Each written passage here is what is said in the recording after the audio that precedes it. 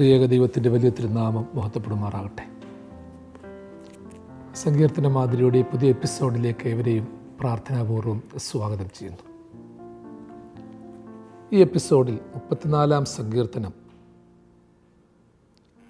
12 മുതലുള്ള വാക്യങ്ങൾ നിങ്ങളുടെ മുൻപാകെ സമർപ്പിക്കുകയാണ്. ജീവനെ ആഗ്രഹിക്കുകയും നന്മ കാണേണ്ടതിന് ദീർഘായുസ്സ് ഇച്ഛിക്കുകയും ചെയ്യുന്നവൻ ആര്? ദോഷം ചെയ്യാതെ നിന്റെ നാവിനെയും വ്യാജം പറയാതെ നിന്റെ അധരത്തെയും കാത്തുകൊള്ളുക. ദോഷം വിട്ടകന്ന് ഗുണം ചെയ്യുക, സമാധാനം അന്വേഷിച്ച് പിന്തുടരുക. യഹോവയുടെ കണ്ണ് നീതിമാന്മാരുടെ മേലും അവൻ്റെ ചെവി അവരുടെ നിലവിളിക്കും തുറന്നിരിക്കുന്നു. 34-ാം സങ്കീർത്തനം 12 മുതൽ 15 വരെയുള്ള വേദഭാഗം. ജീവനെ ആഗ്രഹിക്കുകയും നന്മ കാണേണ്ടതിന് ദീർഘായുസ് ഇച്ഛിക്കുകയും ചെയ്യുന്നവൻ ആര്? 11-ാം വാക്യത്തിൽ നമ്മൾ വായിച്ചു, മക്കളെ വന്ന് എനിക്ക് ചെവി തരുവീൻ, യഹോവയോടുള്ള ഭക്തി ഞാൻ ഉപദേശിച്ചു തരാം. യഹോവയോടുള്ള ഭക്തിയും സാക്ഷ്യവും പ്രത്യാശയോടും മനസ്സുരുക്കത്തോടും കൂടി സംവേദിപ്പിക്കുവാൻ കൊതിപൂണ്ട, അതിനുവേണ്ടി താല്പര്യപ്പെടുന്ന, അതിനുവേണ്ടി മക്കളെയും തലമുറകളെയും സഹോദരങ്ങളെയും ക്ഷണിക്കുന്ന ഒരു ഭക്തൻ്റെ ചിത്രം ഭംഗിയായ രീതിയിൽ ദാവീദ് രാജാവ് ഇവിടെ കോറിയിടുന്നുണ്ട്. ജീവിതത്തിലെ ശേഷിപ്പുകൾ എന്ന് പറയുന്നത് അത് തന്നെയാണ്. കാരണം യഹോവയോടുള്ള ഭക്തി, താൻ തിരിച്ചറിഞ്ഞ ഭക്തി മറ്റുള്ളവരുമായി പങ്കുവെച്ച് പ്രത്യാശയോടെ ആയിരിക്കുന്ന ഒരു ഭക്ത അനുഭവം. എല്ലാവർക്കും ദൈവവചനവും സാക്ഷ്യവും പങ്കുവയ്ക്കാൻ പറ്റത്തില്ല. യഥാർത്ഥമായി അനുഭവിച്ചറിഞ്ഞ കാര്യങ്ങൾ ഹൃദ്യമായി പങ്കുവെക്കുന്നത് ശ്രേഷ്ഠമായ അനുഭവമാണ്. അതുകൊണ്ടാണ് പറയുന്നത്, ജീവനെ ആഗ്രഹിക്കുകയും നന്മ കാണേണ്ടതിന് ദീർഘായുസ്സ് ഇച്ഛിക്കുകയും ചെയ്യുന്നവൻ ആര്? ആ ഒരു ചോദ്യം സങ്കീർത്തനക്കാരൻ ചോദിക്കുമ്പോഴും അതിൻ്റെ പിന്നിലുള്ള ഹൃദ്യമായ ഒരു തലം കൂടിയുണ്ട്, ആത്മീക തലം കൂടിയുണ്ട്. നിങ്ങൾ പെട്ടെന്ന് എൻ്റെ അടുക്കൽ വന്നാട്ട് ഞാൻ നിങ്ങൾക്ക് ഉപദേശിച്ചു തരാമെന്ന് വെറുതെ പറയുകയല്ല ദാവീദ് പറഞ്ഞത്. മക്കളെ വന്ന് എനിക്ക് ചെവി തരുവീൻ. തീർച്ചയായിട്ടും ദൈവത്തിൻ്റെ വചനം കേൾക്കുവാനും സന്നിവേശിപ്പിക്കുവാനും പഠിപ്പിക്കുവാനും ശിക്ഷണ നടപടികളല്ല നമുക്ക് ആവശ്യം. ആ മക്കളെ എന്നുള്ള വിളിയിൽ ഒരു ഹൃദ്യമായ അനുഭവമുണ്ട്, ഒരു സ്നേഹാധിഷ്ഠിതമായ അനുഭവമുണ്ട്. അങ്ങനെ വിളി കേട്ട് സ്നേഹപൂർവ്വം സമീപിക്കുന്ന മക്കൾക്ക് മാത്രമേ വചനം പങ്കുവെക്കുവാനും അവരോട് ചോദ്യങ്ങൾ ചോദിക്കാനും പറ്റത്തുള്ളൂ. ദാവീദ് എടുത്തിരിക്കുന്ന മെത്തഡോളജി നമ്മൾ പ്രാർത്ഥനാപൂർവ്വം ശ്രദ്ധിക്കേണ്ടതാണ്. മക്കളെ വന്ന് എനിക്ക് ചെവി തരുവീൻ. വളരെ സ്നേഹത്തോടെ, ഒരു പൂർണ്ണതയോടുകൂടി ദാവീദ് അവരെ വിളിക്കുകയാണ്. ആദ്യമേ വന്ന് അവരോട് ചോദ്യം ചോദിക്കുകയും ശാഠ്യത്തോടുകൂടിയൊക്കെ ഇടപെടുകയും ഒക്കെ ചെയ്തു കഴിഞ്ഞാൽ ബുദ്ധിമുട്ടാണ്. ഇന്ന് എല്ലായിടത്തും ഒരു ശാഠ്യം പിടിക്കലാണ്. നീ ദൈവവചനം കേട്ടില്ലെങ്കിൽ, പള്ളിയിൽ പോയില്ലെങ്കിൽ, പ്രാർത്ഥനയ്ക്ക് പോയില്ലെങ്കിൽ മുടിഞ്ഞു പോകും, ശിക്ഷാർഹനായിത്തീരും. ആദ്യം നമ്മൾ പറയുന്നത് കാഠിന്യത്തിൻ്റെ അനുഭവമാണ്, ശിക്ഷണ മാർഗങ്ങളുടെ രീതികളാണ്, ചിട്ടവട്ടങ്ങളുടെ രീതികളാണ്, മനുഷ്യന് സമീപിക്കാൻ പറ്റാത്ത രീതികളാണ്. എന്നാൽ ദാവീദിൻ്റെ മെത്തഡോളജി എന്ന് പറയുന്നത് സ്നേഹപൂർവ്വമാണ് ക്ഷണിക്കുന്നത്. സ്നേഹപൂർവ്വം പ്രാർത്ഥനയോടെ അവരുടെ ഹൃദയത്തിലോട്ട് ഇറങ്ങിച്ചെന്ന്, മക്കളെ വന്നെനിക്ക് ചെവി തരുവീൻ. എനിക്കും നിങ്ങൾക്കും പറയാനുള്ളതെല്ലാം കേൾക്കാൻ താല്പര്യം ഇന്നത്തെ സമൂഹത്തിന് കാണത്തില്ല. അതിനോട് ഇൻട്രസ്റ്റ് ഇല്ല. അവർക്ക് വേറെ പലതും കേൾക്കാനുണ്ട്. അതുകൊണ്ടൊരു യാചനയോടുകൂടി തന്നെയാണ് രാജാവായിട്ടും ദാവീദ് പറയുന്നത്, സങ്കീർത്തനക്കാരനായിട്ടും ദാവീദ് പറയുന്നത്, മക്കളെ വന്ന് എനിക്ക് ചെവി തരുവീൻ. ആ ഒരു സമീപനം വന്ന് തൻ്റെ അടുത്തിലോട്ട് വന്ന മക്കളോടാണ് ദാവീദ് ചോദിക്കുന്നത്, ജീവനെ ആഗ്രഹിക്കുകയും നന്മ കാണേണ്ടതിന് ദീർഘായുസ്സ് ഇച്ഛിക്കുകയും ചെയ്യുന്നവന് ആരാണ്?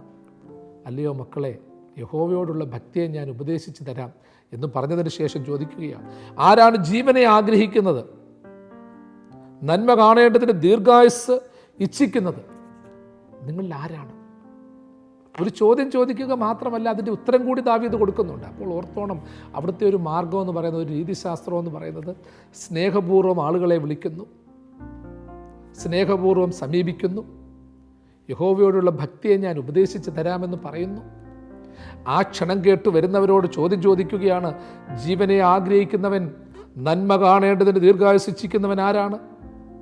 മനുഷ്യൻ്റെ എല്ലാം ജീവിതത്തിലെ ഒരു അടിസ്ഥാനപരമായ ലക്ഷ്യമതാണ്. ജീവനെ ആഗ്രഹിക്കുക. അതായത് ജീവനെ ആഗ്രഹിക്കുക എന്നുള്ളതിന് രണ്ട് തലമുണ്ട്. ഒന്നാമതായിട്ട് നിത്യജീവനെ ആഗ്രഹിക്കുക, നിത്യജീവനിലേക്ക് യാത്ര ചെയ്യുക, യഥാർത്ഥ ജീവനായ പ്രകാശമായ ദൈവത്തെ കാണുക, ദൈവത്തെ ആഗ്രഹിക്കുക, ദൈവത്തെ കൊതിക്കുക, ദൈവത്തിൻ്റെ സാക്ഷ്യത്തിന് വേണ്ടി കൊതിക്കുക. ആ ഒരർത്ഥം ജീവനെ ആഗ്രഹിക്കുന്നതിലുണ്ട്. രണ്ടാമതായിട്ട് അവരുടെ ഭൗതിക തലത്തിലേക്ക് ഇറങ്ങി ചെന്ന് ജീവിക്കാൻ ആഗ്രഹം ആർക്കാവുള്ളത്? പറഞ്ഞാട്ട് നമ്മൾ തന്നെ പലപ്പോഴും പറയത്തില്ലയോ, നിനക്ക് ജീവിക്കണോ, നിനക്ക് രക്ഷപ്പെടണോ? നമ്മളൊക്കെ ചോദിക്കുന്നത് അങ്ങനെ, ജീവിക്കണമെന്നല്ല, നിനക്ക് രക്ഷപ്പെടണമെന്നുണ്ടെങ്കിൽ ഞാൻ പറയുന്നത് കേട്ടാൽ മതി. ഇവിടെ പറയുന്നത് നിനക്ക് ജീവിക്കണമെന്നുണ്ടെങ്കിൽ, നിനക്ക് ജീവിക്കണമെന്നുണ്ടെങ്കിൽ എന്തൊക്കെ ചെയ്യണമെന്ന് ഞാൻ പറഞ്ഞു തരാം. ഇന്നത്തെ സമൂഹത്തോട് നമ്മൾ പറഞ്ഞു കൊടുക്കുന്നത് ജീവിക്കാനുള്ള മാർഗമല്ല, പലരും പറഞ്ഞ് ജീവനെ കെടുത്തുവാനുള്ള മാർഗങ്ങൾ, നശിപ്പിക്കാനുള്ള നശീകരണ മാർഗങ്ങൾ, അടിച്ചമർത്തലിൻ്റെയും പിടിച്ചടക്കലിൻ്റെയും മാർഗങ്ങൾ, നെഗറ്റീവ് ക്യാപിറ്റലിസ്റ്റിക് തോട്ട്സിൽ പോലും നന്മയുണ്ട്, പക്ഷെ നെഗറ്റിവിസമാണ് അവിടെയുള്ളത്. അത് പറഞ്ഞു കൊടുക്കുക, എല്ലാവരെയും തമ്മിൽ ശത്രുക്കളാക്കുക. ജീവനെ ആഗ്രഹിക്കുന്നവൻ നിങ്ങളുടെ ഇടയിൽ ആരുണ്ട്? നമുക്ക് ഇന്നത്തെ സമൂഹത്തോട് ചോദിക്കേണ്ട ചോദ്യമാണ്, കുഞ്ഞുങ്ങളെ, ആർക്കൊക്കെ ജീവിക്കാൻ ആഗ്രഹമുള്ളത് ആർക്കൊക്കെയാണ്? ഇന്നെല്ലാവരോടും ചോദിക്കും, ഓരോന്ന് പദവിയിലെത്താൻ ആഗ്രഹമുള്ളവരാരുണ്ട്? ഇന്ന പദവിയിലെത്താൻ ആഗ്രഹമുള്ളവർ കൈപൊക്കിക്ക്, അല്ലെ വാട്ട് ഈസ് യുവർ അംബിഷൻ? ഈ ചോദ്യങ്ങൾ ചോദിക്കുക. അപ്പോൾ കുഞ്ഞുങ്ങൾ പല കാര്യങ്ങൾ പറയും, നമ്മൾക്ക് അത്ഭുതം തോന്നുന്ന പലതും പറയും. അവരുടെ നോട്ടത്തിൽ ചിലപ്പോൾ നമ്മൾ കാണുന്ന ഔന്നത്യ സ്ഥാനങ്ങളൊന്നും ആയിരിക്കത്തില്ല വലുത്. ചിലപ്പോൾ ബസ് ഓടിക്കുന്നത് പോലും അവർക്ക് വലുതായിട്ട് തോന്നും, അല്ലെങ്കിൽ ചിലപ്പോൾ ഒരു കായിക താരം വലുതായിട്ട് തോന്നും. അങ്ങനെ പല മാർഗങ്ങളുണ്ട്. ഒരു സിനിമാ താരം വലുതായിട്ട് തോന്നും. അതുകൊണ്ട് വലിയ ലക്ഷ്യങ്ങളൊന്നും പറയണമെന്നില്ല. ഏത് ലക്ഷ്യത്തിലാണെങ്കിലും ആയിരിക്കുന്ന ലക്ഷ്യത്തിൽ വലിയ ശ്രേഷ്ഠമായ ആളായിട്ട് മാറണം. ജോർജ് വാഷിങ്ടൻ്റെ ചെറുപ്പകാലത്ത് അദ്ദേഹത്തിൻ്റെ പിതാവ് അദ്ദേഹത്തോട് പറഞ്ഞത്, മകനെ, നീ ഒരു മരം വെട്ടുകാരനായാലും ഏറ്റവും മികച്ച മരം വെട്ടുകാരനാകണം, ഏറ്റവും മികച്ച മരം വെട്ടുകാരനാകണം. അല്ല, നീ ഒരു കോബ്ലർ, ഒരു ഷൂസ് തുന്നുന്നവനാണെങ്കിൽ നീ ഏറ്റവും മികച്ച ഒരു ഷൂ തുന്നുന്നവനാകണം, ഒരു ചെരുപ്പൂത്തിയാകണം. എന്ന് വെച്ചാൽ ഇന്ന മേഖലയിൽ പോയി ഉന്നതനാകുക എന്നല്ല, നീ എന്ത് ചെയ്താലും ആ ചെയ്യുന്നതിൽ നിൻ്റേതായിട്ടുള്ളൊരു ടച്ച് വേണം. ഇവിടെ ചോദിക്കുകയാണ്, ജീവനെ ആഗ്രഹിക്കുന്നവർ ആരൊക്കെയാണ്? ഇന്ന് ജീവനെ ആഗ്രഹിക്കുന്നവർ പലരുണ്ട്. ജീവനെ ആഗ്രഹിക്കണമെന്നുണ്ടെങ്കിൽ ജീവനെ സംരക്ഷിക്കണം, ജീവൻ നിലനിർത്തുവാൻ വേണ്ടി വെമ്പണം. നമ്മൾ ജീവനെ ആഗ്രഹിക്കുന്നത് പോലെ ജീവിക്കാൻ ഓടുന്ന ഒത്തിരി പേരുണ്ട് പ്രിയമുള്ളവരെ. നമ്മളുടെ ഇടയിൽ പറയാറില്ലയോ, അരച്ചാൺ വയറിനു വേണ്ടി ഓടുന്ന ഒരുപാട് പേരുണ്ട്.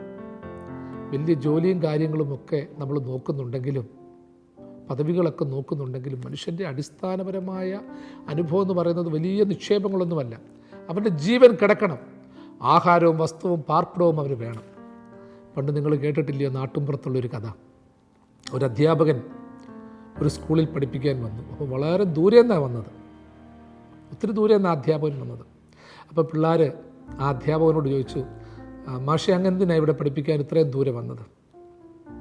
അപ്പോൾ ആ സാറ് പറഞ്ഞു, വയറ്റിപ്പിഴപ്പിന് വന്തേച്ചു താനേ, എൻ്റെ വയറ്റിപ്പിഴപ്പിന് വേണ്ടിയാണ് വന്നത്. ഞാൻ ജീവൻ നിലനിർത്താനുള്ള കാര്യം കിട്ടണം, വയറ്റിപ്പിഴപ്പിന് വേണ്ടി ഞാൻ വന്നതാണ്. സാറ് കുറച്ച് നാൾ കഴിഞ്ഞിട്ട് ട്രാൻസ്ഫറായിട്ട് പോയി. അപ്പോൾ ഉടനെ അടുത്ത സാറ് വന്നു. അപ്പോൾ സാറിനോട് ചോദിച്ചു, സാറേ, സാർ എന്തിനാണ് വന്നത്? അദ്ദേഹം ഇച്ചിരി ദൂരെ നിന്നാണ് വന്നത്, ഒരു ഗവൺമെൻറ് വിദ്യാലയം. അപ്പം സാറ് തിരിച്ചു ചോദിച്ചു, ആട്ടെ, നിങ്ങളിതിന് മുൻപ് വന്ന സാറിനോട് ചോദിച്ചിട്ടുണ്ടോ? ഈ ചോദ്യം ചോദിച്ചു. ആ, ചോദിച്ചിട്ടുണ്ട്. അപ്പോൾ അദ്ദേഹം എന്താ മറുപടി പറഞ്ഞെന്ന് ചോദിച്ചു. അപ്പോൾ അദ്ദേഹം പറഞ്ഞു, വയറ്റിപ്പിഴപ്പിന് വന്തേച്ച് താനേ എന്ന് പറഞ്ഞു. അപ്പോൾ ഉടനെ രണ്ടാമത് വന്ന സാറ് പറഞ്ഞു, അതുക്ക് താനേ വന്തേച്ച് താനും ഞാനും, അതുക്ക് താനേ വന്തേച്ച് ഞാനും. എന്ന് വെച്ചാൽ ഞാനും വന്നിരിക്കുന്നത് ഈ വയറ്റിപ്പിഴപ്പിന് വേണ്ടി തന്നെയാണ്. അപ്പം മനുഷ്യൻ്റെയൊക്കെ അടിത്തറ, ജീവിതത്തിൻ്റെ അടിത്തറ എന്ന് പറയുന്നത് ഒരു അരച്ചാൺ വയറ് നിറയണം. അരച്ചാൺ വയറ് നിറയാൻ, വയറ് നിറയുവാൻ തക്കവണ്ണം അധ്വാനിക്കുന്ന മനുഷ്യൻ വയറ് നിറച്ച് കഴിക്കുന്നില്ല എന്നുള്ളതാണ് ഇന്നത്തെ പ്രശ്നം. ജീവൻ നിലനിർത്തുവാൻ വേണ്ടി ഓടുന്ന മനുഷ്യൻ ജീവൻ നിലനിർത്തുവാനുള്ള അടിസ്ഥാന കാര്യം ചെയ്യുന്നില്ല. നീ ജീവനെ ആഗ്രഹിക്കുന്നുണ്ടോ? നീ നന്നായിട്ട് ഭക്ഷണം കഴിക്കണം. ചില ആത്മാക്കളൊക്കെ ഉണ്ട്, ഒരുപാട് അങ്ങ് സമ്പാദ്യത്തിൻ്റെ പുറകെയാണ്, ഒരുപാട് സമ്പാദിച്ചിട്ടും നല്ലപോലെ ഒരു ആഹാരം കഴിക്കത്തില്ല, നല്ലപോലെ ഒന്നും ഉറങ്ങത്തില്ല, ഒരു നല്ല യാത്ര ചെയ്യത്തില്ല, ഒരു അതിഥികളെ സ്വീകരിക്കത്തില്ല. അങ്ങ് കിട്ടണമെന്ന് മാത്രമേ ഉള്ളൂ. ആരുടെയും കുറ്റമല്ല പ്രിയമുള്ളവരെ. നമുക്കൊക്കെ ഈ പണം കിട്ടിക്കഴിഞ്ഞാലുണ്ടല്ലോ, കൂട്ടി വെച്ച് കഴിഞ്ഞാൽ അതിനോട് ചേർത്ത് വെക്കാനേ തോന്നത്തുള്ളൂ. ചിലർ വീട്ടുചെലവിന് പോലും എടുക്കാൻ ചിലർക്ക് തോന്നത്തില്ല. കാരണം അവർക്ക് അവരുടെ കാര്യങ്ങൾ മാത്രം നടന്നാൽ മതി. എല്ലാത്തിലും പിശുക്ക് കാണിക്കും. പ്രിയമുള്ളവനെ, നീ പിശുക്ക് കാണിക്കണ്ട, പക്ഷെ അത്യാവശ്യത്തിന് ചിലവഴിക്കണം. ഏറ്റവും വില കൂടിയത് മാത്രമേ സ്വീകരിക്കൂ എന്ന് ചിന്തിക്കണ്ട. മറിച്ച് അത്യാവശ്യത്തിനുള്ളത് അത് ശ്രേഷ്ഠമായ രീതിയിലാകണം. ഞാൻ ഇന്നതിൻ്റെ ഉപയോഗത്തോടു കൂടി വിനിയോഗിച്ചെങ്കിലേ എനിക്ക് ശ്രേഷ്ഠത കിട്ടുമെന്ന് ചിന്തിക്കരുത്. ചിലരെക്കുറിച്ചുള്ള കഥകൾ പറയത്തില്ലേ, പണ്ടുള്ള തുണിക്കടക്കാർ പറയുമായിരുന്നു. ചില മനുഷ്യരുണ്ട്, തുണിക്കടയിലൊക്കെ വന്നു കഴിഞ്ഞാൽ തുണിയെല്ലാം, അത് സാരിയാണേലും മറ്റു തുണികളാണേലും എല്ലാം നിരത്തിയിടും. എല്ലാത്തേലും കയറി പിടിക്കും, ഒന്നും എടുക്കത്തില്ല. ചിലത് ഇഷ്ടപ്പെട്ട് നോക്കും. അപ്പോൾ നോക്കുമ്പോഴാണ് അതിന് വിലക്കുറവാണ്. അപ്പോൾ ഉടനെ വിചാരിക്കും ഇത് വിലക്കുറവായതുകൊണ്ട് മോശമാണ്. പണ്ടുള്ളവർ പറയുന്നത്, ഇന്നത്തെ സ്കാൻ ബാർകോഡൊന്നും ഇല്ലാത്ത കാലഘട്ടത്തിൽ പറയും, ചിലരെ പറ്റിക്കാൻ വേണ്ടി ആ നല്ല വില കുറഞ്ഞ് അവർക്ക് ഇഷ്ടപ്പെട്ടെന്ന് തോന്നുന്ന ചിലതൊക്കെ കാണിച്ചിട്ട് പറയും, കണ്ടാ ഭംഗിയൊക്കെ തോന്നും, ഇച്ചിരി വില കൂടിയത് ഒട്ടിച്ചു വയ്ക്കും, ആ ടാഗ് ഒട്ടിച്ചു വയ്ക്കും. അപ്പോൾ അത് സന്തോഷത്തോടെ വാങ്ങിച്ചുകൊണ്ട് പോകുന്ന ആളുകളുണ്ടെന്ന് പണ്ട് പറഞ്ഞ് കേട്ടിട്ടുണ്ട്. നമ്മളൊക്കെ ചിന്തിക്കണം പ്രിയമുള്ളവരെ, ജീവനെ ആഗ്രഹിക്കണം. ജീവനെ ആഗ്രഹിക്കാൻ നല്ല ഭക്ഷണം കഴിക്കണം, ചില ആളുകളെയൊക്കെ കാണണം. വീട്ടിലിരുന്നു കൊണ്ട് പരസ്പരം മുഖത്തോട് മുഖം നോക്കിയിരുന്നിട്ട് കാര്യമില്ല. ചില ലോകയാത്രയൊക്കെ നടത്താൻ സാധ്യതയുള്ളവർ അതിനുവേണ്ടി ചെയ്യണം. ഇടയ്ക്ക് ബന്ധുവീടുകളിലൊക്കെ ഒന്ന് പോകണം, ഇടയ്ക്ക് നല്ല തമാശയൊക്കെ പറയണം. ഈ മുഖം വീർപ്പിച്ചൊന്നും ഇരുന്നിട്ട് കാര്യമില്ല. മുഖം വീർപ്പിച്ച് തമാശ പറയാതൊക്കെ ഇരുന്നിട്ട് കാര്യമില്ല. കടും വെട്ടുകളായിട്ട് ഇരുന്നിട്ട് കാര്യമില്ല. വളരെ സാധുത്വത്തിലേക്ക് വരണം. നമ്മൾ കർത്താവിനെക്കുറിച്ച് പറയുമ്പോഴും ഉണ്ടല്ലോ, ഈ ലാഫിങ് ക്രൈസ്റ്റിനെ കുറിച്ച് പറയുന്നുണ്ട്. അതായത് പൊട്ടിച്ചിരിക്കുന്ന കർത്താവ്, പുഞ്ചിരിക്കുന്ന കർത്താവ്. സങ്കീർത്തനക്കാരൻ തന്നെ പറയുന്നുണ്ട്, അന്ന് അവനവരെ ചൊല്ലി ചിരിക്കുന്നു. അപ്പോൾ ചിരിക്കുന്ന കർത്താവുണ്ട്. ചിലരൊക്കെ ഈ ഭക്തിയൊക്കെ കൂടി ചിരിക്കത്തില്ല, സംസാരിക്കത്തില്ല, ആരോടും അടുക്കത്തില്ല, ആരെയും കാണാൻ താല്പര്യമില്ല. അതൊക്കെ ഏത് തലമാണെന്ന് നമുക്ക് അറിഞ്ഞുകൂടാ. കർത്താവ് തന്നെ ഇറങ്ങിപ്പുറപ്പെട്ട് സംസാരിച്ച് സമൂഹത്തിൻ്റെ പ്രയാസം മനസ്സിലാക്കി അതിനുവേണ്ട പ്രതിവിധി വരുത്തി വൈകുന്നേരങ്ങളിൽ ഏകാന്തതയിൽ പ്രാർത്ഥിക്കാൻ പോയതിനെക്കുറിച്ച് പറയുന്നുണ്ട്. അല്ല, മനുഷ്യനും വേണ്ട, മൃഗവും വേണ്ട, മാഞ്ചാതി ഇല്ലാത്തിടത്ത് പോയിരിക്കണമെന്ന് മാത്രമല്ല. ചില മനുഷ്യരുണ്ട്, അങ്ങനെ ഇരിക്കുന്നവരും കാണാം. അവർക്ക് അവരുടെ ആത്മീയതയുണ്ട്. അവരെ തേടി മനുഷ്യർ ചെല്ലും. അങ്ങനെ ചെല്ലുന്നവരെയൊക്കെ ഹൃദ്യമായി സ്വീകരിക്കുന്ന താപസ പിതാക്കന്മാരുണ്ട്. താപസത്തിൻ്റെ പൂർണ്ണതയുണ്ട്. ലോകത്തെ മനസ്സിലാക്കി ലോകത്തിൻ്റെ മോഹങ്ങൾ നൊയിഞ്ഞ് ജീവിക്കുന്നവരുണ്ട്. അതവരുടെ ആ താപസപൂർണ്ണതയാണ്. അവരതിലൂടെ വേറൊരു തരത്തിലുള്ള ജീവൻ, എന്ന് വെച്ചാൽ ലോകത്തിൻ്റെ ജീവൻ മനസ്സിലാക്കി സന്തോഷത്തോടെ ജീവിക്കാൻ മനസ്സിലാക്കി ഇതൊന്നുമല്ല, ഇതിനപ്പുറമുണ്ടെന്ന് ചിന്തിക്കുന്നവരുണ്ട്. ആ വ്രതസ്ഥരുടെ കാര്യം വേറെ തലത്തിൽ വിട്ടേരും. ലോകത്തിൽ ജീവിക്കുകയും ലോകത്തിൽ നിന്ന് മാറിയിരിക്കുകയും ലോകത്തോട് താല്പര്യമില്ലാതിരിക്കുകയും സഹോദരങ്ങളെപ്പോലും വേണ്ട എന്ന് ചിന്തിക്കുകയും സ്വന്തമായിട്ട് പോലും വേണ്ടത് ചെയ്യാതിരിക്കുകയും ചെയ്യുന്ന മനുഷ്യരെ പറ്റി നമുക്ക് പലപ്പോഴും സഹതാപമേ തോന്നാൻ മാർഗമുള്ളൂ. നീ ജീവനെ ആഗ്രഹിക്കുന്നുണ്ടോ? ജീവനെ ആഗ്രഹിക്കാൻ നല്ല ഭക്ഷണം കഴിക്കണം, സഹോദരങ്ങളോട് സ്നേഹബന്ധം പുലർത്തണം, മനസ്സ് ശുദ്ധമാകണം, പ്രാർത്ഥിക്കേണ്ട പ്രാർത്ഥനയൊക്കെ നന്നായിട്ട് വേണം. ഉണ്ട്, ജീവനെ നീ ആഗ്രഹിക്കണം. ഇന്ന് ജീവനുള്ളതിനെ ആഗ്രഹിക്കാതെ ജീവനില്ലാത്തതിൻ്റെ പിന്നാലെ പൊയ്ക്കൊണ്ടിരിക്കുകയാണ്. നമ്മൾ തന്നെ ചിന്തിക്കേണ്ട നമ്മുടെ സമൂഹത്തിൻ്റെ ഒരു പ്രത്യേകത. നമ്മുടെയൊക്കെ രീതി നോക്കി ചന്തയിലോട്ട് പോയാൽ മതി. നമ്മൾ കഴിക്കേണ്ട, രുചിയായിട്ട് കഴിക്കുന്ന മീനും ഇറച്ചിയും ഒക്കെ തോന്നുന്ന രീതി വെച്ചേക്കും. പക്ഷേ കാലയിലിടേണ്ട ചെരുപ്പാണെങ്കിൽ നല്ല ഒന്നാന്തര ഷോറൂമുകളിൽ നല്ല ഗ്ലാസ് പേടകത്തിനകത്ത് വെച്ചേക്കും. ധരിക്കുന്ന സ്വർണം പോട്ട്, സ്വർണത്തിന് ഒന്നുകൂടി വിലയാണ്, അതും വളരെ മനോഹരമാണ്. പക്ഷേ പലപ്പോഴും ചിന്തിക്കുന്നത്, എന്തുകൊണ്ട് കഴിക്കുന്ന ഭക്ഷണം അല്പം വൃത്തിയായിട്ട് വെച്ചുകൂടാ? അത് പച്ചക്കറിയാണെങ്കിലും, അത് മീനും ഇറച്ചിയാണെങ്കിലും, പാലുൾപ്പെടെയുള്ള സാധനങ്ങളാണെങ്കിലും എല്ലാവർക്കും ജീവിക്കാൻ ആഗ്രഹമാണ്. പക്ഷേ മായം കലർത്തി മറ്റുള്ളവരെ നശിപ്പിക്കുന്ന ഒരു ലോകത്താണ് നമ്മളിത് ജീവിച്ചുകൊണ്ടിരിക്കുന്നത്. അതേതിനകത്താണെങ്കിലും, മാംസാഹാരത്തിലാണെങ്കിലും സസ്യാഹാരത്തിലാണെങ്കിലും പാലുൽപ്പന്നങ്ങളിലാണെങ്കിലും ഒക്കെ ഈ മായമുണ്ട്. നമ്മൾ തന്നെ പലപ്പോഴും പഠനങ്ങൾ കേട്ടിട്ടില്ലേ? കേരളത്തിൽ ഇഷ്ടംപോലെ എവിടെ നോക്കിയാലും പാൽക്കടകളുണ്ട്. ആകെയും പോകെ ഇത്ര പശുക്കളേ ഉള്ളൂ. എന്നാലും ഇത്രയും കോടി ജനങ്ങൾക്ക് കുടിക്കാനുള്ള പാലുൽപ്പന്നങ്ങൾക്ക് വേണ്ടിയുള്ള പാല്, ഇതൊക്കെ എവിടെ നിന്നാണ് കൊണ്ടുവരുന്നത്? നമുക്ക് വേണേൽ പറയാം, തമിഴ്നാട്ടിൽ നിന്ന് കൊണ്ടുവരുന്നു, കർണാടകയിൽ നിന്ന് കൊണ്ടുവരുന്നു. എത്ര നോക്കിയാലും എത്ര എവിടെ കാണും? എന്തൊക്കെ മാലിന്യങ്ങൾ കലർത്തിയ, എന്തൊക്കെ കെമിക്കൽസ് ചേർത്ത സാധനങ്ങളാണ് നമ്മളെ കൊണ്ട് കുടിപ്പിക്കുന്നത്. ആന്ത്രാക്സ് ഒക്കെ ഉൾപ്പെടെ ബാധിച്ച മൃഗജാലങ്ങളെ അറുത്തും മനുഷ്യനെ കഴിപ്പിച്ചുകൊണ്ടിരിക്കുകയാണ്. നീ ജീവനെ ആഗ്രഹിക്കണമെങ്കിൽ പ്രിയപ്പെട്ടവനെ, മറ്റുള്ളവൻ്റെ ജീവന് വില കൊടുക്കണം. മറ്റുള്ള സഹോദരങ്ങളുടെ ജീവന് ഒരു വിലയുണ്ട്. ഭൗതികമായിട്ട് തന്നെ ചിന്തിച്ചോണം. ജീവനെ ആഗ്രഹിക്കണം. അതിൻ്റെ മറ്റു തലത്തെക്കുറിച്ച് സങ്കീർത്തനക്കാരൻ താഴെ പറയുന്നുണ്ട്. നമ്മളും ഹൃദയംഗമായിട്ട് ചിന്തിച്ചോണം. എൻ്റെ ദൈവമേ, എനിക്ക് എൻ്റെ ജീവനോട് ആഗ്രഹമുണ്ട്. ജീവൻ വിലയേറിയതാണ്. ആ ജീവനെ നശിപ്പിക്കരുത്. മദ്യപിച്ച് മോശമായി നടന്ന് ജഡീക ആസക്തികളുടെ പിന്നാലെ പോയി നിൻ്റെ ജീവനെ നീ കളയരുത്. ചിലപ്പോൾ നിരാശയൊക്കെ തോന്നുമ്പോൾ ഓർക്കും, ഇനിയും വേണ്ട എന്ന് ചിന്തിച്ചു പോകും. പെട്ടെന്നുള്ള കാരണങ്ങൾ വരുമ്പോൾ മാനസികമായിട്ട് തകർന്നു പോകും. എന്നാലും ജീവിക്കണം പ്രിയമുള്ളവരെ, നമ്മൾ ജീവിക്കേണ്ടവരാ. അതുകൊണ്ടാണ് നിങ്ങളും ഞാനുമൊക്കെ ദൈവത്തിൻ്റെ വലിയ കരുണയുണ്ടായിരുന്നത് കൊണ്ടാണ്, ശക്തി ഉള്ളതുകൊണ്ടാണ് ഇന്ന് ജീവിച്ചിരുന്ന് പറയുന്നതും പഠിക്കുന്നതും പഠിപ്പിക്കുന്നതുമൊക്കെ. ജീവൻ കളയാൻ ശ്രമിക്കുന്നവർ ഒത്തിരി പേരുണ്ട്. ഭീകരപ്രവർത്തനങ്ങൾ, കൊലപാതകങ്ങൾ, യുദ്ധതുല്യമായ സാഹചര്യങ്ങൾ, ഇതുപോലെ അനേകരെ നശിപ്പിക്കുന്നവരുണ്ട്. അസ്ത്രം ഞാണിന്മേൽ തൊടുക്കുന്നവനുണ്ട്.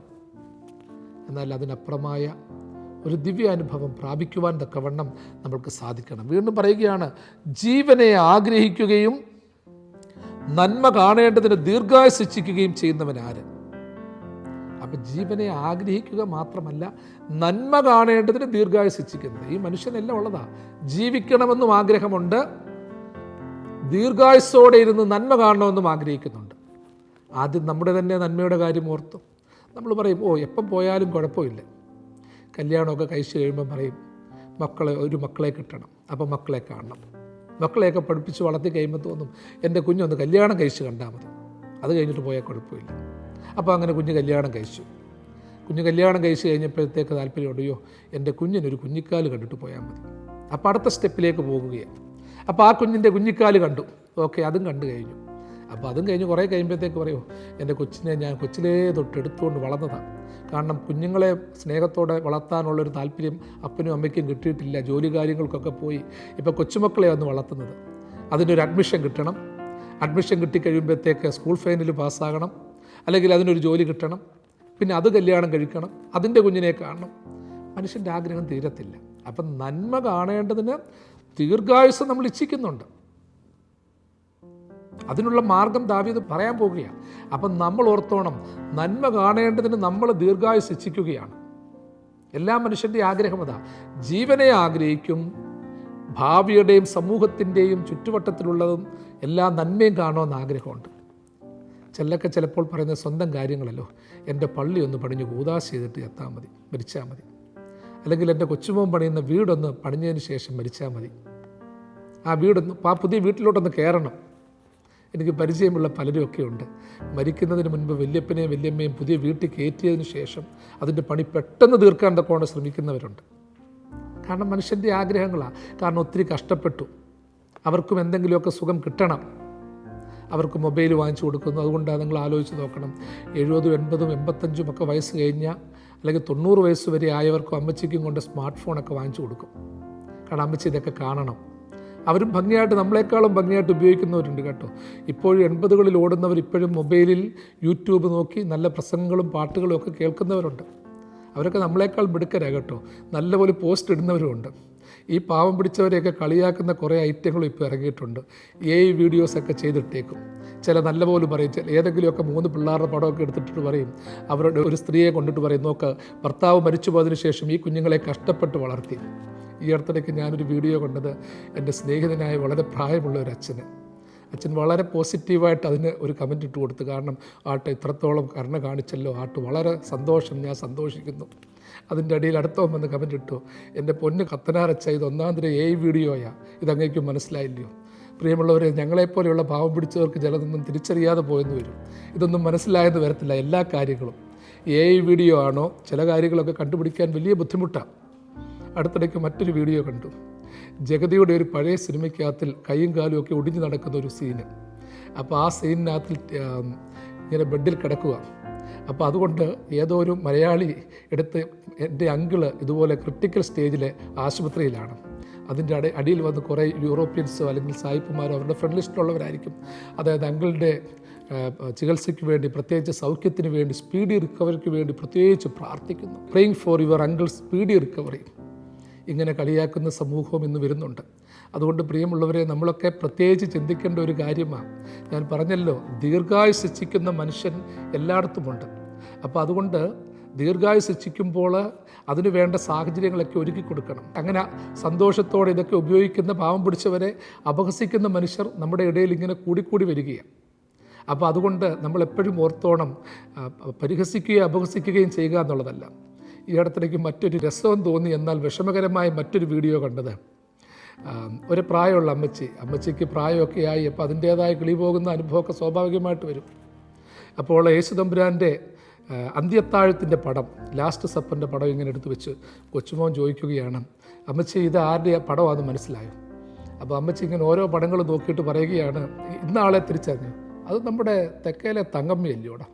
മറ്റൊരു പടം ചൂണ്ടിക്കാണിച്ചിട്ട് ചോദിച്ചു, അത് വടക്കേലെ മറിയാമയില്ല, അവളിപ്പോൾ ഇവിടെ ഉണ്ടോ, മരിച്ചു പോയില്ലയോ? ഇങ്ങനെ ഓരോരുത്തരെയും പറയുക. യേശുതമ്പുരാൻ്റെ പടം ചോദിച്ചു, ഇതാരാന്നറിയാം, ഇതാരായിരിക്കുന്നത്? അതൊരു ആമ്പ്രന്നോനാന്ന് തോന്നുന്നു കണ്ടിട്ട്. പ്രിയമുള്ളവരെ, എപ്പോഴും തമ്പുരാനെ വിളിച്ച് കരയുന്ന മനുഷ്യർ പോലും ഒരു നിശ്ചിത സമയം കഴിയുമ്പോൾ, ആ പടം കഴിയുമ്പോൾ അത് ഏതോ ഒരു ആമ്പ്രന്നോനായിരുന്നു പറയും. കാരണം അത് വെച്ച് ആഘോഷിക്കുന്ന ഒരു ലോകം നമ്മുടെ ചുറ്റുവട്ടത്തിലൊക്കെ ഉണ്ട്. അങ്ങനെ അപഹസിക്കുകയും കുറ്റപ്പെടുത്തുകയും ഒന്നുമല്ല ഇന്നത്തെ കാലഘട്ടത്തിൽ വേണ്ടത്. അവരെയുമൊക്കെ ചേർത്ത് നിർത്തുന്ന ഒരു വിശാലമായ തലം നമ്മുടെ ജീവിതത്തിന് എപ്പോഴും ഉണ്ടാകണം. അത് പ്രാർത്ഥനയോടുകൂടി ഉണ്ടാകണമെന്ന് പ്രത്യേകിച്ച് ഓർപ്പിക്കട്ടെ. ഇവിടെ 2 ചോദ്യങ്ങളാണ് ചോദിച്ചത്. ദാവീദ് ചോദിച്ചത്, ഒന്നാമത്, ജീവനെ ആഗ്രഹിക്കുന്നവനും നന്മ കാണേണ്ടതിന് ദീർഘായുസ് ഇച്ഛിക്കുകയും ചെയ്യുന്നവനാര്? മക്കളെ, ദൈവത്തിൻ്റെ വചനം, ഞാൻ യഹോവയോടുള്ള ഭക്തിയെ ഞാൻ പറഞ്ഞു തരാം. ഒരു പ്രത്യേക മെത്തഡോളജിക്കൽ കൺസേണോടുകൂടി പറഞ്ഞിട്ടാണ് ഈ കാര്യം പറഞ്ഞു. നിങ്ങളോട് ഞാൻ പ്രത്യേകിച്ച് പറഞ്ഞു തരാം. ജീവനെ ആഗ്രഹിക്കണം. അതെ, ജീവനെ ആഗ്രഹിച്ച് ജീവൻ്റെ സംരക്ഷകരാകണം. അതോടൊപ്പം തന്നെ ദീർഘായുസ്സോടിരുന്ന് നന്മ കാണാൻ ആഗ്രഹിക്കണം. ഇത് മനുഷ്യൻ്റെ എല്ലാ ആഗ്രഹമാണ്. എന്നിട്ട് അത് പറഞ്ഞിട്ടാണ് ഓർത്തോണം അടുത്ത സ്റ്റെപ്പിലോട്ട് പോകുകയാണ്. ദാവീദ് പറയുകയാണ്, ദോഷം ചെയ്യാതെ നിൻ്റെ നാവിനെയും വ്യാജം പറയാതെ നിൻ്റെ അധരത്തെയും കാത്തുകൊള്ളുക. ദോഷം ചെയ്യാതെ നിൻ്റെ നാവിനെയും വ്യാജം പറയാതെ നിൻ്റെ അധരത്തെയും കാത്തുകൊള്ളുക. അപ്പോൾ ഇത് ജീവൻ്റെ സംരക്ഷകരും നന്മ കാണാൻ ദീർഘായുസ് ഇച്ഛിക്കുകയും ചെയ്യുന്ന അനുഭവങ്ങൾ വേണമെന്നുണ്ടെങ്കിൽ അതിൻ്റെ സംരക്ഷണത്തിന് പല മാർഗങ്ങൾ ഭൗതികമായിട്ടുണ്ട്. ആത്മീകമായി ദാവീദ് ഒരു കാര്യം പറയുകയാണ്, നീ ദോഷം ചെയ്യാതെ നിൻ്റെ നാവിനെ സംരക്ഷിക്കണം. എന്താണെന്നറിയാമോ? പണ്ടുള്ളവർ പറയുന്നൊരു വാചകമുണ്ട്. അത് നമ്മൾ സാമാന്യ ഭാഷയിൽ പറഞ്ഞാൽ, നാക്ക് സൂക്ഷിക്കണം. നാവ് എപ്പോഴും സൂക്ഷിക്കണം. പറയേണ്ടതേ പറയാവൂ. കേൾക്കുന്നതെല്ലാം വിളിച്ചു കൂവരുത്. ചില മനുഷ്യർക്കുണ്ട്, അവരുടെ ശൈലി എന്ന് പറയുന്നത് എന്താണെന്നറിയാമോ? അവർ പറയുന്നത്, കണ്ട നീ അവിടെ ഇരിക്കുക, കേട്ട ഞാൻ പറയാം എന്ന് വെച്ചാൽ, കണ്ടു മനസ്സിലാക്കിയവരൊക്കെ അവിടെ ഇരിക്കുക, കേട്ടവൻ പറയാൻ വെമ്പിക്കൊണ്ടിരിക്കുകയും. നാവിൻ്റെ ഒരു പ്രത്യേകത, ഇതൊരു വലിയ തീയാണ് കേട്ടോ. യാക്കോബ് ശ്ലീഹ പറയുന്നത് അതുകൊണ്ടാണ്. നാവൊരു വലിയ തീയാണ്. ഒരു ചെറിയ തീപ്പൊരി കാട് മൊത്തം കത്തിക്കുന്നത് പോലെ നാവ് കൊണ്ടൊരു കുടുംബവും സമൂഹവും മൊത്തം നശിപ്പിക്കാൻ സാധിക്കും. അതുകൊണ്ട് ഹൃദ്യമായ രീതിയിൽ ശ്രദ്ധിക്കണം. അതുകൊണ്ടാണ് പറയുന്നത്, നിനക്ക് ജീവൻ വേണോ, ദീർഘായുസ്, നന്മ കാണാൻ മറ്റുള്ളവൻ്റെ നിൻ്റെ മക്കളെയും കൊച്ചുമക്കളെയും മരുമക്കളെയൊക്കെ കണ്ട് സന്തോഷത്തോടിരിക്കണോ? അതുകൊണ്ട് പറയുകയാണ്, ദോഷം ചെയ്യാതെ നിൻ്റെ നാവ്, ദോഷം പറയാതെ നിൻ്റെ നാവിനെ നീ സൂക്ഷിക്കണം. വ്യാജം പറയാതെ അധരത്തെ കാത്തുകൊള്ളണം. എന്ന് വെച്ചാൽ മറ്റുള്ളവന് ദോഷം വരുത്തുന്ന കൊതിഞ്ഞുണയൊന്നും പറയരുത്. വ്യാജവാക്കുകൾ പറഞ്ഞുണ്ടാക്കരുത്. കള്ളക്കഥകൾ കെട്ടിയുണ്ടാക്കരുത്. അത് കുടുംബ ജീവിതത്തിലും സാമൂഹ്യ ജീവിതത്തിലും ഒക്കെ വേണം. ആത്മീക മേഖലയിൽ വേണം. കള്ളത്തരം പറയാൻ പാടില്ല. മനുഷ്യനൊക്കെ അറിയാതൊക്കെ ചെറിയ തുള്ളിക്കള്ളങ്ങളൊക്കെ പറഞ്ഞു പോകും. അറിയാതെ ചിലപ്പോൾ ഞാൻ മനസ്സിലാക്കിയത് വെച്ച് ഞാൻ പറയുന്നു, നിങ്ങൾ മനസ്സിലാക്കി വെച്ച് നിങ്ങൾ പറയുന്നു. ചിലപ്പോൾ നമ്മളുടെ ഒരു അണ്ടർസ്റ്റാൻഡിങ്ങിൻ്റെ പ്രോബ്ലം കൊണ്ട് പറ്റുന്ന ചില കാര്യങ്ങളുണ്ട്. എന്നാൽ അതല്ല, സത്യസന്ധമായ വാക്കുകൾ പറയാൻ ഇടയാകണം. അതുകൊണ്ട് നന്മയെക്കുറിച്ച് പറയുന്ന വാക്യം ഇതാണ്, മനസ്സേകം വജസ്യേകം കർമ്മണ്യേകം സദാത്മന. മനസ്സും വാക്കും പ്രവൃത്തിയും ഒക്കെ ഒരു തലത്തിൽ പോകണം. മനസ്സന്യാത് വജസന്യാത് കർമ്മണ്ണന്യാത് ദുരാത്മന. മനസ്സും വാക്കും പ്രവൃത്തിയും വ്യർത്ഥമായി പോകുന്നവൻ ദുഷ്ടനാണ്. അതുകൊണ്ട് ഹൃദയംഗമായിട്ട് വീണ്ടും ഞാൻ ഓർപ്പിക്കട്ടെ, ദോഷം ചെയ്യാതെ നിൻ്റെ നാവിനെ കാത്തുകൊള്ളണം. പ്രിയമുള്ളവരെ, മുമ്പേ പറഞ്ഞല്ലോ, എൻ്റെ നാവിന്മേൽ നിൻ്റെ സ്തുതി ഇരിക്കുന്നു എന്ന് സങ്കീർത്തനക്കാരൻ ആരംഭത്തിലേ പറഞ്ഞു. അപ്പോൾ ദൈവത്തിൻ്റെ സ്തുതി നാവിന്മേൽ ഇരിക്കുമ്പോൾ ഈ നാവ് കൊണ്ട് പറയേണ്ടത് മാത്രം പറഞ്ഞാൽ മതി. ഒരാളെ നശിപ്പിക്കാൻ എന്തെങ്കിലും കഥകൾ പറയണ്ട. ഇന്നത്തെ കാലഘട്ടത്തിൻ്റെ ഒരു പ്രത്യേകത അറിയാമോ?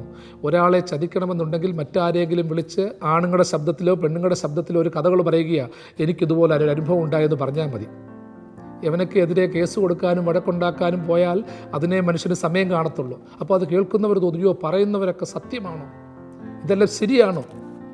അതുകൊണ്ട് നമ്മൾ ഹൃദ്യമായിട്ട് ഓർക്കണം പ്രിയമുള്ളവരെ, ദോഷം ചെയ്യാതെ നാവിനെയും അതരത്തെയും കാത്തുകൊള്ളുവാൻ തക്കവണ്ണം ദൈവസന്നിധിയിൽ സമർപ്പിക്കണം. ദൈവം തമ്പുരാൻ തൻ്റെ വലങ്കരം നീട്ടി ദീർഘായുസ്സോടിരിപ്പാനും ജീവനെ ആഗ്രഹിക്കുവാനും ഉള്ള പ്രേരണയും ശക്തിയും നമ്മൾക്ക് നൽകട്ടെ. ദൈവം തൻ്റെ വലങ്കരം നീട്ടി സദാകാലവും നിങ്ങളെ വാഴ്ത്തി അനുഗ്രഹിക്കുമാറാകട്ടെ.